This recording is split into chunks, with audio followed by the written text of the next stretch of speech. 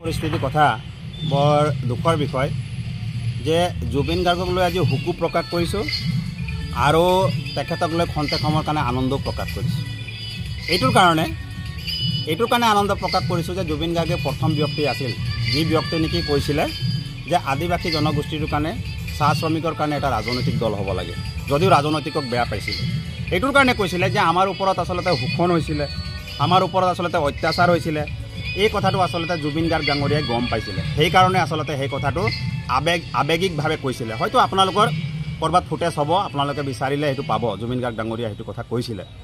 এতিয়া কথাটো হ'ল যে BTRত আমি যি নেকি আচলতে প্ৰাৰ্থীসকলক আচলতে তাত প্ৰতিদ্বন্দ্বিতা কৰিবলৈ আগবঢ়াই দিছিলোঁ, আমি নতুনকৈ জন্ম হোৱা ক'বলৈ গ'লে 2025 চনে বুলি ধৰকচোন, মানে 2024 চনৰ নৱেম্বৰ মাহত আচলতে আমাৰ এই জয় ভাৰত পাৰ্টীৰ জন্ম দিয়া হৈছিলে।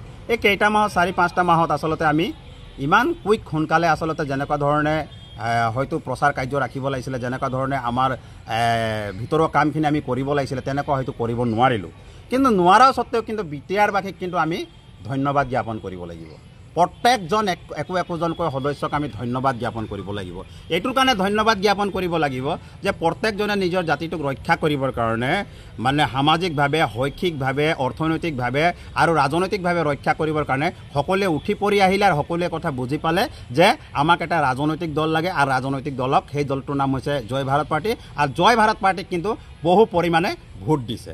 এতিয়া আমি জয় হ'ম নে পৰাজয় হ'ম সেইটো পিছৰ কথা, কিন্তু বিজেপিৰ লগত আমাৰ সাংঘাতিক ধৰণৰ কিন্তু প্ৰতিদ্বন্দ্বিতা আগবাঢ়ি আছে, আমি প্ৰতিদ্বন্দ্বিতা আমাৰ চলি আছে। এই কথাটো একদম মানে স্পষ্ট কৰি দিছোঁ। যিটো নেকি জানে যে সঞ্জীৱ তাঁতী তেখেতৰ তাত হয়, আৰু তাত গৈ মেলি পেলাই য'ত নেকি আমি প্ৰচাৰ কাৰ্যসূচী চলাইছিলোঁ, তাত অসমৰ মাননীয় মুখ্যমন্ত্ৰীও প্ৰচাৰ কাৰ্যসূচী চলাইছিলে।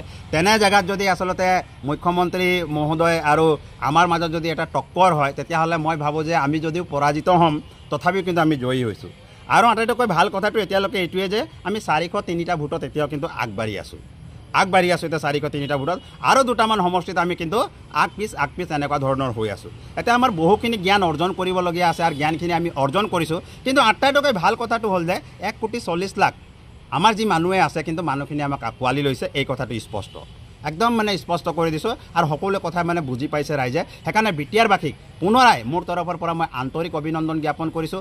এনেধৰণে নিজৰ ৰাজনৈতিক দলটোক, যিটো নেকি আপোনালোকে 1 টকা পইচা নোলোৱাকৈ বিনা কষ্টে নিজে কাম বন এৰি কৰি মেলি পেলাই আপোনালোকে আচলতে যিটো নেকি কষ্ট দেখুৱালে আৰু গৈ মেলি পেলাই ভোট দিলে, আপোনালোকক শতকোটি প্ৰণাম জনাইছোঁ। আৰু এনেধৰণে জাতিটো উদ্ধাৰৰ কাৰণে সমগ্ৰ অসমবাসীয়ে আচলতে আমাক সহায় সহযোগিতা কৰক। আমি সত্যৰে নিষ্ঠাৰে আমি কিন্তু সমগ্ৰ অসমীয়া জাতিটোৰ কাৰণে, সমগ্ৰ অসমীয়া জাতিটোৰ অবিচ্ছেদ্য অংগ, সমগ্ৰ অসমীয়া জাতিটোৰ ৰাজহাড় আদিবাসী জনগোষ্ঠীটোৰ কাৰণে আমি কিন্তু মাত মাতি যাম। আৰু সেয়া হ'ল আমি ৰাজনৈতিকভাৱে মাত মাতি যাম, জয় ভাৰত পাৰ্টীৰ হৈ মেলি পেলাই আমি মাত মাতি যাম।